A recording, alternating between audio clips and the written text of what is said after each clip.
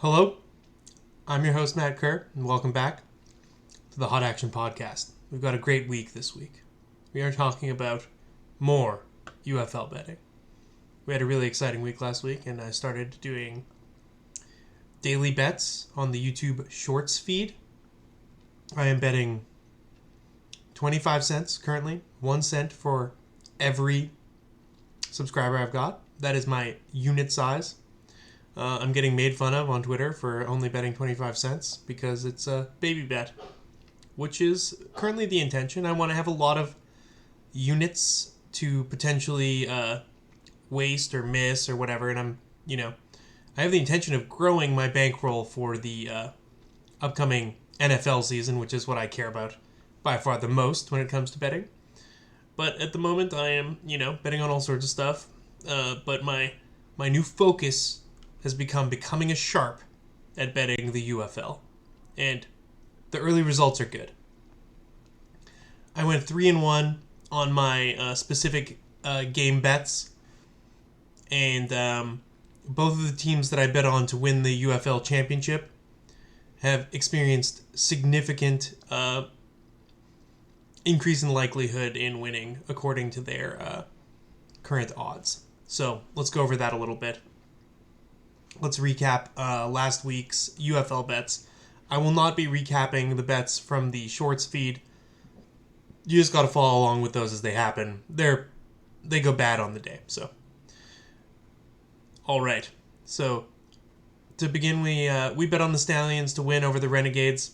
The Renegades were at home. Both these teams were champions of their respective leagues before they merged to become the UFL. I had heard tale of the Stallions' dominance, so I decided to back them, to win the game and to win the championship, and they did not disappoint. They really spanked the Renegades. Outside of one touchdown that was scored off a very unfortunate turnover where a wide receiver basically put his hands on the ball and then coughed it up directly to the DB behind him.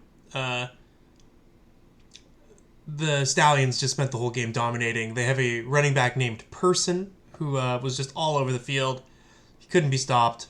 27-14 was a pretty large margin of victory. They would have covered if we had bet on the, with the extra points. And, that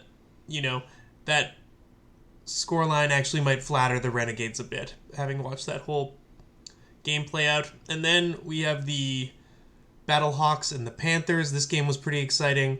I took the Panthers +7, and they were, fairly large dogs. I ended up getting a bit nervous before the end of the game here, and it felt like the Battlehawks were going to come back, so I cashed the bet out early, which is extremely cowardly when you consider I'm working with 25-cent bets.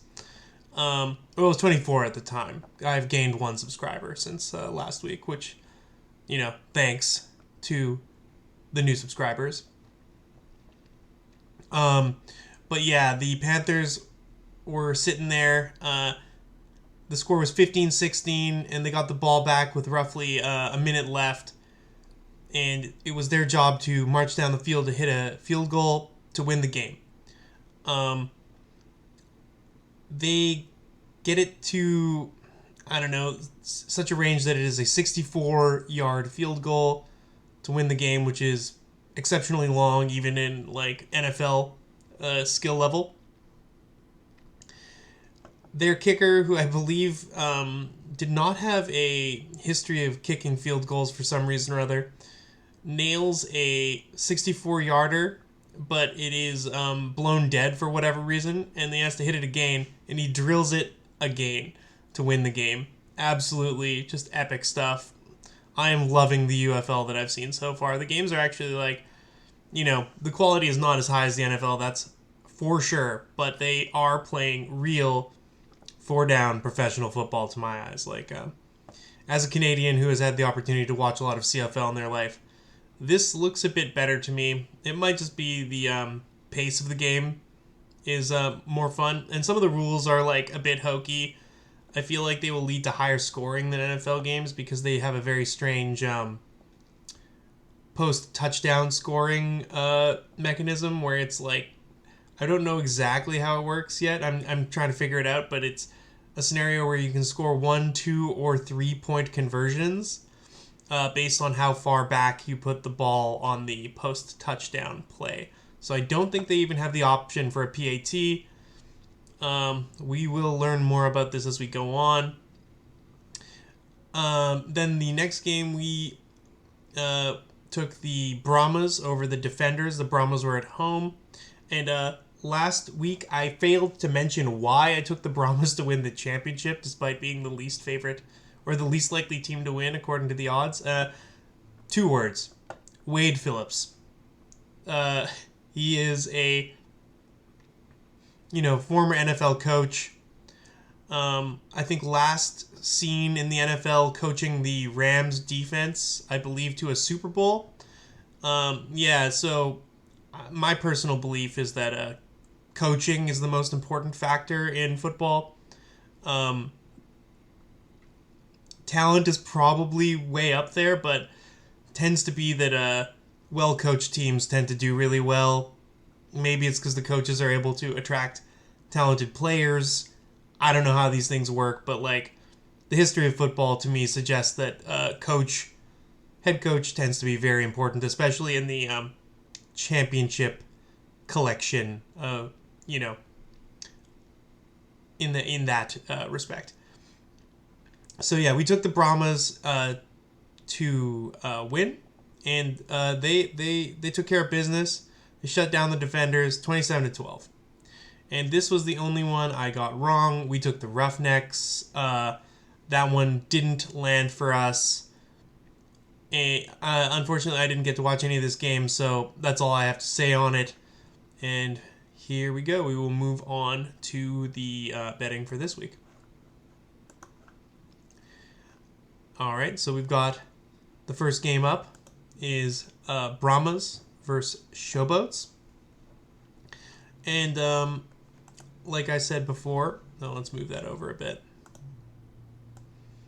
so we get more information on the screen. There we go. We got Brahmas versus Showboats. I will be taking the Brahmas on... Nah, it's a very small line. The line is 1.5 points. The Showboats are getting 1.5 at home. I will be taking the Brahmas on the money line. That's minus 125. And then moving on, we've got the Renegades at the Battlehawks. So the Renegades had a pretty rough week last week, as did the Battlehawks, honestly. The Battlehawks had been, at least quite entertaining in their previous years in the XFL. The Renegades got hot and won last year's championship. This is a interesting line to me. Minus 220 at home. I will be taking the Renegades plus 180. They looked out of sorts last week playing the Stallions, but I think the Stallions are best in class. I think the Renegades are, both these teams are 0-1. I feel like we'll be taking the Renegades plus 5 on the road. I think that's the move. Renegades plus 5. We like the points here. There's a lot of confounding factors. Might as well take some free points. All right. And then moving on to Stallions Panthers. I'm loving this Stallions team. I feel like they're absolutely going to style on the Panthers. The Panthers got away with one last week. Kind of pulling a miracle out of their butts to beat the Battlehawks. I don't really know how this all happened. I'm taking the Panthers minus 6.5. I'm taking the Stallions minus 6.5, rather. Birmingham.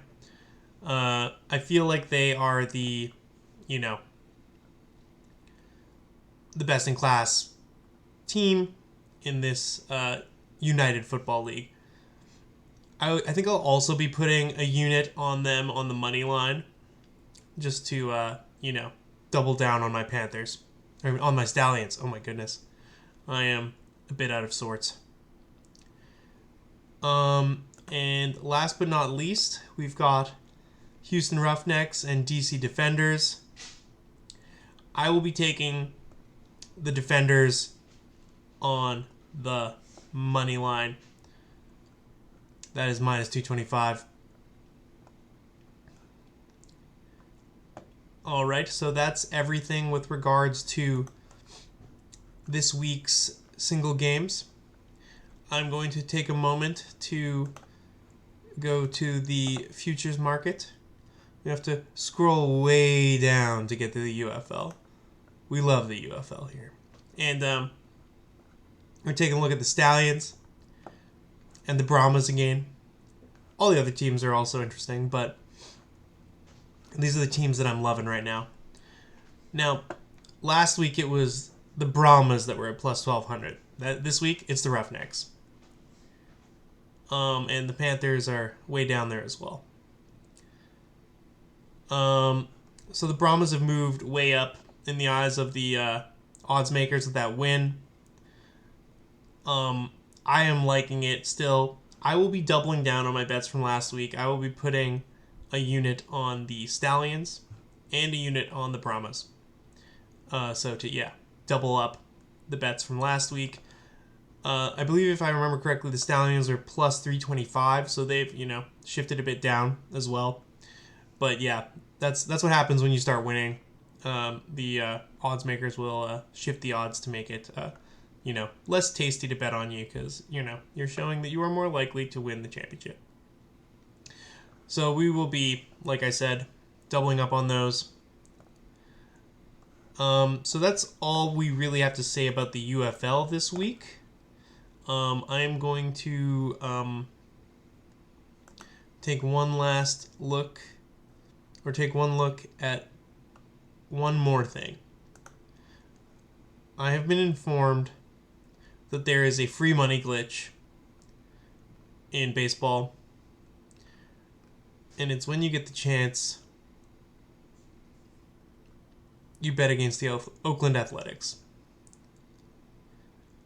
And the other free money glitch that I've been noticing is when you get the chance, bet on the Dodgers. So I will be doing that whenever I get the opportunity. I will be betting on the Dodgers minus 250 tonight. And I think that's it for me for the week. Please like and subscribe. I appreciate it. Let's get that unit size up. Every subscriber, pushes the unit size up by a cent. And, it's fun to just bet a lot, but, it'd be more fun if we were betting larger unit sizes. Appreciate all of you. Hit like, hit subscribe. Hit like on the shorts in the short feed. They need some love. And until next time, I'm Matt Kerr, and this has been Hot Action Podcast. Peace.